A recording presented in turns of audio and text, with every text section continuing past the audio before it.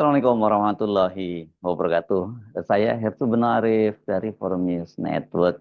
Hari ini, hari Jumat tanggal 21 Februari 2025, kegiatan retreat tahap pertama kepala daerah yang terpilih pada Pilkada serentak tahun 2024 akan dilaksanakan di Akademi Militer Magelang, Jawa Tengah. Ini akan berlangsung sampai tanggal 28 Februari nanti ya. Namun dipastikan akan banyak kepala daerah yang absen. Ini setelah Ketua Umum PDIP Megawati Soekarnoputri mengeluarkan instruksi agar seluruh kader PDIP yang terpilih menjadi kepala daerah tidak mengikuti kegiatan retreat yang akan berlangsung sampai tanggal 28 Februari itu, menyusul penahanan Sekretaris Jenderal DPP PDIP Hasto Kristianto oleh KPK. Tadi malam ditetapkannya ya. Dalam instruksinya yang diterbitkan tadi malam juga, itu setelah Hasto resmi ditahan, Megawati itu menyebutnya ditunda gitu ya. Tapi ini kan bahkan yang sedang dalam perjalanan pun harus menghentikan perjalanan dan balik kanan, menunggu instruksi lebih lanjut. Ya ini apa ditunda lah atau ditarik itu kan sama saja. Mungkin kalau ditunda, maksudnya kalau sudah clear masalahnya nanti bisa mengikuti retreat tahap 2, karena ini kan ada tahap 2 ya. Tapi apa iya kemudian yang jadi pangkal persoalan kan soal penahanan Hasto. Masa gara-gara protes Ibu Megawati itu kemudian ditunda penahanan Hasto? Kan nggak mungkin juga ya. Atau setidaknya ya dilepaskan begitu tapi prosesnya tetap berjalan. Mengapa KPK tetap melakukan penahanan? Padahal Megawati Soekarnoputri dan Presiden Prabowo itu diketahui telah berkomunikasi melalui telepon, kendati sampai sekarang rencana keduanya untuk bertemu itu belum terwujud juga. Apakah dengan begitu tudingan atau tuduhan PDIP bahwa KPK itu tetap menjadi alat dari Jokowi terbukti dan hubungan Megawati dengan Prabowo memanas karena kasus Hasto ini? Penahanan Hasto Kristianto oleh KPK sesungguhnya sudah bisa diprediksi setelah KPK itu melakukan pemanggilan kedua terhadap Hasto. Nah, KPK kan sempat melayangkan panggilan ke Hasto pada hari Senin tanggal 17 Februari 2025 menyusul keputusan Hakim Pengadilan Negeri Jakarta Selatan menolak gugatan pra-peradilan Hasto terhadap KPK. KPK kemudian menjadwalkan kembali pemanggilan kedua kemarin ya, hari Kamis tanggal 20 Februari 2025. Namun Hasto itu melalui pengacaranya masih berusaha menghindar dan meminta agar pemanggilan ditunda karena melalui pengacaranya kan Hasto ini mengajukan gugatan pra-peradilan kembali. Bahkan kali ini Hasto mengajukan 2 gugatan pra-peradilan sekaligus. Pertama yang berkaitan dengan soal suap, yang kedua soal obstruction of justice. Namun KPK tetap memanggil Hasto dan sebagai konsekuensi pemanggilan kedua itu, bila Hasto kembali mangkir, maka KPK itu bisa melakukan upaya paksa, bisa dijemput paksa Hasto. Wah, ini pasti akan lebih buruk ya kalau kemudian dijemput paksa dan kemudian muncul di berbagai media. Wakil Ketua KPK Johanis Tanak kepada media menyatakan pengajuan kembali gugatan pra-peradilan oleh Hasto itu tidak menghalangi proses pemanggilan dan bahkan penahanan. Dan dia menghormati Hasto melakukan pra-peradilan, katanya itu juga boleh. Jadi walaupun pra-peradilan dibatalkan, yang sebelumnya ditolak sebelumnya, tapi boleh mengajukan kembali karena yang diajukan berbeda ya. Hasto kemarin akhirnya memenuhi panggilan KPK dengan didampingi oleh pengacara dan petinggi PDIP. Setelah menjalani pemeriksaan selama 8 jam, Hasto akhirnya ditahan. Ini dia sempat dipamerkan ke media ketika Ketua KPK, Komisaris Jenderal Polisi Setio Budianto itu menggelar jumpa pers.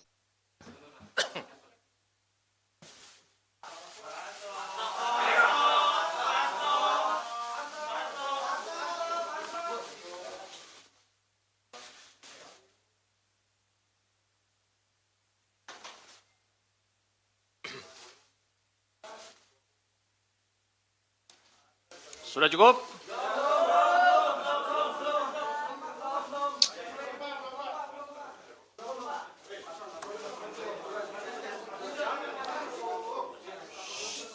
Cukup ya?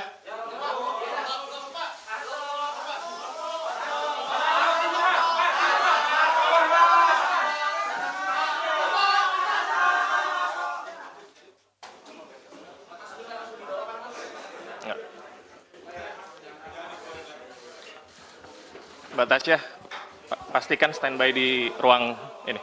Nah, tapi ini beda ya dengan para tahanan yang lain. Biasanya tahanan yang lain itu selama jumpa pers itu tetap berdiri gitu, kayak murid di strap oleh gurunya gitu dengan menghadap tembok, bahkan bisa selama setengah sampai 1 jam gitu. Tapi kan Hasto langsung dimasukkan kembali ke ruangan dan tadi katanya suruh standby di ruangan situ ya. Dalam keterangannya, Ketua KPK Setio Budianto itu menjelaskan kembali dasar penetapan Hasto sebagai tersangka dan kemudian diikuti dengan penahanan. Atau malam ini saya akan menyampaikan tentang rilis penahanan tersangka HK. Jadi disampaikan sebelumnya bahwa pada tanggal 23 Desember 2024, KPK telah menetapkan Saudara HK sebagai tersangka berdasarkan surat perintah penyidikan nomor Sprindik 152 dik.00 01/12/2024 tanggal 23 Desember 2024, yaitu dengan persangkaan dengan sengaja mencegah, merintangi atau menggagalkan secara langsung atau tidak langsung penyidikan perkara dugaan tindak pidana korupsi terkait penetapan anggota DPR RI terpilih 2019-2024 yang dilakukan oleh tersangka Harun Masiku bersama-sama dengan Saiful Bahri berupa pemberian sesuatu hadiah atau janji kepada pegawai negeri atau penyelenggara negara, yaitu Wahyu Setiawan selaku anggota Komisi Pemilihan Umum Republik Indonesia periode tahun 2017 sampai dengan 2022 bersama dengan Agustiani Tio F sebagaimana dimaksud dalam pasal 21 Undang-Undang Nomor 31 Tahun 1999 tentang pemberantasan tindak pidana korupsi sebagaimana telah diubah dengan Undang-Undang Nomor 20 Tahun 2001 tentang perubahan atas Undang-Undang Nomor 31 Tahun 1999 tentang pemberantasan tindak pidana korupsi junto pasal 55 ayat ke-1 UKUHP. Dengan uraian perbuatan melawan hukum sebagai berikut. 1. Bahwa pada tanggal 8 Januari 2020, pada saat proses tangkap tangan KPK kepada para pihak, Saudara HK memerintahkan Nur Hasan, yaitu penjaga rumah aspirasi di Jalan Sultan Syahrir nomor 12A, yang biasa digunakan sebagai kantor oleh Saudara HK, untuk menelpon Harun Masiku supaya merendam HP dalam air dan segera melarikan diri. Atas perbuatan tersebut menyebabkan Harun Masiku tidak dapat ditangkap dan melarikan diri sampai dengan saat ini. Yang kedua, bahwa pada tanggal 6 Juni 2024, sebelum Saudara HK diperiksa sebagai saksi oleh KPK, Saudara HK memerintahkan Kusnadi untuk menenggelamkan HP yang dalam penguasaan Saudara Kusnadi agar tidak ditemukan oleh KPK, di mana terdapat substansi yang berkaitan dengan pelarian tersangka Harun Masiku yang perkaranya saat ini sedang ditangani KPK. Yang ketiga, selain itu Saudara HK mengumpulkan beberapa orang terkait dengan perkara Harun Masiku dan mengarahkan agar orang-orang tersebut pada saat nanti dipanggil oleh KPK tidak memberikan keterangan yang sebenarnya, di mana diduga tindakan tersebut bertujuan untuk merintangi serta mempersulit proses penyidikan perkara suap yang sedang berjalan.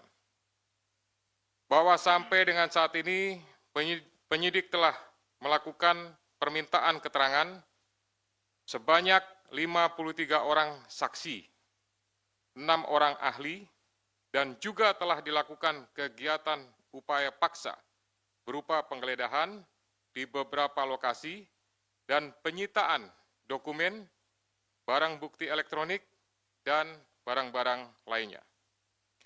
Guna kepentingan penyidikan, terhadap tersangka HK dilakukan penahanan selama 20 hari, terhitung mulai tanggal 20 Februari 2025 sampai dengan tanggal 11 Maret 2025. Dan penahanan dilakukan di cabang rumah tahanan negara dari Rumah Tahanan Negara kelas 1 Jakarta Timur. Terhadap perkara suap, yaitu bersama-sama dengan Harun Masiku dan kawan-kawan memberi sesuatu hadiah atau janji kepada Wahyu Setiawan selaku anggota Komisi Pemilihan Umum tahun 2017-2022 bersama-sama dengan Agustiani Tio F terkait penetapan anggota DPR RI terpilih 2019-2024 tetap dilakukan penyidik KPK pemberkasannya secara simultan. Tak ada yang baru sebenarnya dari penjelasan Setio, sama dengan jumpa pers sebelumnya ketika dia mengumumkan penetapan Hasto sebagai tersangka pada tanggal 24 Desember lalu. PDIP dan Hasto itu tampaknya sudah mengantisipasi kemungkinan terburuk itu. Sebelum menuju ke KPK, dia sempat membuat video pendek yang kemudian diunggah di media sosial. Seluruh masyarakat Indonesia yang saya cintai dan banggakan, hari ini saya menuju ke Komisi Pemberantasan Korupsi dengan semangat yang menyala-nyala. Mengapa? Sebab saya menjadi korban dari suatu proses politik hukum yang mencoba menggunakan kekuasaan untuk melakukan penindasan terhadap pihak-pihak yang kritis membangun demokrasi dan menegakkan konstitusi. Saya bukanlah pejabat negara dan tidak ada kerugian negara terhadap persoalan ini. Tetapi mengapa justru berbagai intimidasi dilakukan? Saudara Kusnadi, Tio, dan berbagai saksi lainnya mencoba untuk diintimidasi. Bahkan untuk berobat ke luar negeri pun saudara Tio dilarang hanya karena tidak mau menyebutkan nama saya. Karena itulah menghadapi berbagai intimidasi dan berbagai penyalahgunaan kekuasaan hukum tersebut, kita semua harus berjuang dengan kepala tegak. Kita harus berjuang menegakkan kebenaran agar keadilan yang sejati bisa diwujudkan. Dalam beberapa bulan ini saya banyak bertemu dengan wartawan asing dan juga beberapa dubes yang menanyakan berkaitan dengan kegelapan demokrasi di Indonesia. Berkaitan dengan penyalahgunaan aparatur negara untuk kepentingan elektoral yang seharusnya seluruh proses prosedural demokrasi tersebut sudah selesai dan saatnya kita membangun Indonesia Raya kita. Tetapi mengapa intimidasi-intimidasi ini masih berlanjut? Karena itulah saya tidak akan pernah diam. Kita semua bergerak karena republik ini dibangun dengan tetesan darah dan air mata dari para pahlawan bangsa yang tidak menginginkan Republik Indonesia menjadi seperti ini. Terus berjuang bagikan api perjuangan nan tak kunjung padam. Terima kasih, merdeka. Merespon penahanan Hasto, Ketua Umum PDIP Megawati Soekarnoputri memutuskan menarik semua kepala daerah yang hari ini akan mengikuti retreat di Akademi Militer Magelang. Dalam surat yang berkop Dewan Pimpinan Pusat Partai Demokrasi Indonesia Perjuangan tertanggal 20 Februari 2025, kemudian yang ditujukan kepada kepala daerah dan wakil kepala daerah PDI Perjuangan seluruh Indonesia, perihalnya instruksi instruksi harian Ketua Umum.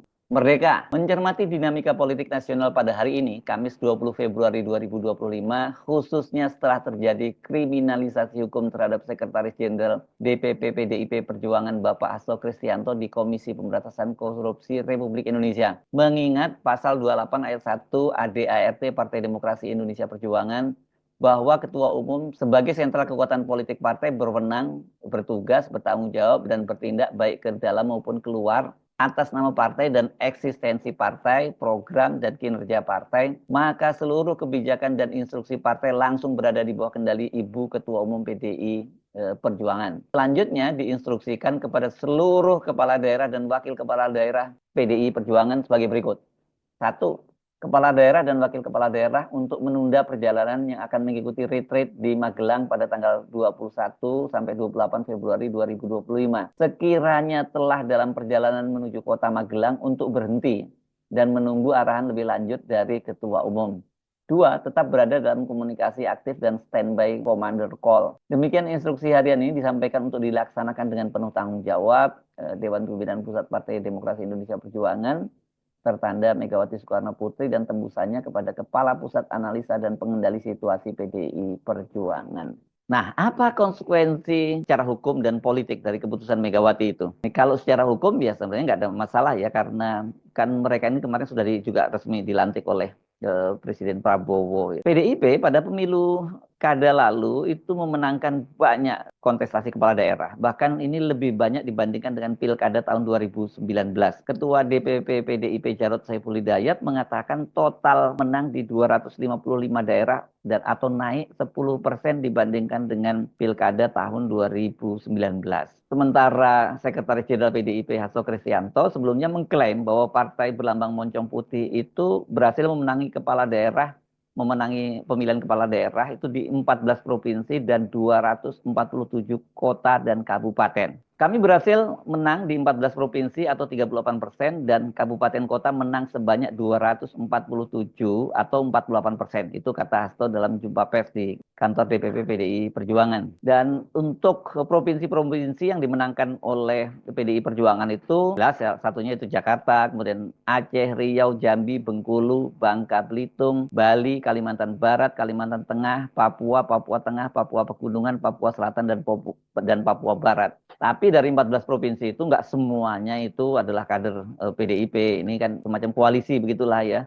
Tapi lumayan juga sangat besar karena dari 14 provinsi itu 9 kader PDI Perjuangan itu yang menang di pilkada itu untuk tingkat provinsi ya. Dan dari 247 kota dan kabupaten itu ada 162 kader PDIP. Ini kepala daerahnya dan wakil kepala daerahnya. Sementara di Jawa Tengah ternyata mereka masih juga memimpin karena ini mencapai 19 kota dan kabupaten. Jadi mereka tetap mengklaim itu Jawa Tengah itu sebagai kandang banteng, kendati dalam pilkada provinsinya kan kalah ya calonnya Andika Perkasa yang dikalahkan oleh Ahmad Lutfi. Penarikan atau bahasa resminya penundaan kepala daerah untuk mengikuti retreat di Magelang ini ya mau tidak mau kita artikan ini merupakan perlawanan secara terbuka kepada Jokowi dan sekaligus protes keras kepada Prabowo. Mengapa kita menyebutnya perlawanan kepada Jokowi? Ya karena selama ini PDIP mengaitkan penetapan Hasto sebagai tersangka merupakan balas dendam karena Jokowi dan anak menantunya itu dipecat sebagai kader PDIP. Dan tadi suratnya jelas menyebut bahwa itu kriminalisasi. Sementara ini protes ke Prabowo ya karena selama ini PDIP itu kan mencoba memilah posisinya dengan Jokowi dan Prabowo. Ini selalu menyatakan bahwa mereka itu PDIP mendukung pemerintahannya Prabowo, tapi tidak menyebut Gibran begitu ya. Megawati dan Prabowo juga berkali-kali itu coba diatur untuk bertemu, bahkan waktu itu kan targetnya sebelum pembentukan kabinet. Tapi sampai saat ini belum terwujud. Ini jelas terganjal posisi Gibran dan terutama posisi Jokowi. Namun kalau kita menyimak pernyataan para petinggi PDIP, mereka tidak pernah mempersoalkan terpilihnya Prabowo. Catat sekali lagi enggak termasuk Gibran. Kendati belum bertemu, tapi sesungguhnya Megawati dan Prabowo itu sudah berbicara melalui telepon, bahkan Zoom itu setidaknya sampai 2 kali. Salah satunya Zoom itu setidaknya itu komunikasinya sampai 2 kali gitu. Keduanya juga saling mengirim ucapan selamat ketika masing-masing berulang tahun. Bahkan Prabowo mengirim bunga anggrek itu kesukaan Megawati dan Megawati mengirim karangan bunga saat Prabowo ultah. Bahkan disebutkan kan Megawati juga pernah mengirim minyak untuk urut ya untuk Pak Prabowo ya. Pada HUT ke-17 Gerindra yang berlangsung di Sentul hari Sabtu lalu, Megawati itu diundang, tapi dia tidak hadir dan mengirim 2 petinggi PDIP, Oli Dondo Kambe dan Said Abdullah ya. Untung nih Ibu Megawati nggak hadir. Kalau Ibu Megawati hadir dan Pak Prabowo teriak, hidup Jokowi, hidup Jokowi. Saya nggak bisa membayangkan apa yang terjadi. Dalam pidatonya, secara khusus Prabowo menyebut jasa Megawati terhadap bangsa dan negara dan dia menyatakan Megawati juga harus dihormati sebagaimana kepala negara lainnya yang pernah memimpin Indonesia dan dia tidak suka jika ada yang menjelek-jelekkan presiden kelima itu. Apakah penahanan Hasto menunjukkan bahwa Prabowo berbeda dengan Jokowi, tidak lagi menggunakan KPK sebagai instrumen kekuasaan untuk menyandra lawan politiknya? Sehingga kendati dia dan Megawati sudah telepon-teleponan, namun Prabowo tidak mau campur tangan menggunakan kekuasaan untuk mencegahnya. Nah, saya juga selalu menyatakan harus dipisahkan kasus Hasto ini. Kasus hukumnya jelas, tapi kasus politiknya juga tidak bisa dinafikan. Jelas juga lah ya. Atau ya tuduhan PDIP benar bahwa Jokowi itu masih terus cawe-cawe dan membalas dendam karena dipecat oleh PDIP. Kalau yang terjadi itu tentu merupakan kabar yang sangat buruk ya bagi bangsa Indonesia. Pak Prabowo presidennya tidak ingin menggunakan instrumen hukum untuk menyandra lawan-lawan politiknya. Tapi Pak Prabowo juga nggak bisa bertindak apa-apa ketika Pak Jokowi seperti dituduhkan oleh PDIP itu tetap menggunakan instrumen kekuasaan bagi melibat lawan-lawan politiknya. Saya Subno Arif dari Forum News Network. Sampai jumpa lagi. Wassalamualaikum warahmatullahi wabarakatuh.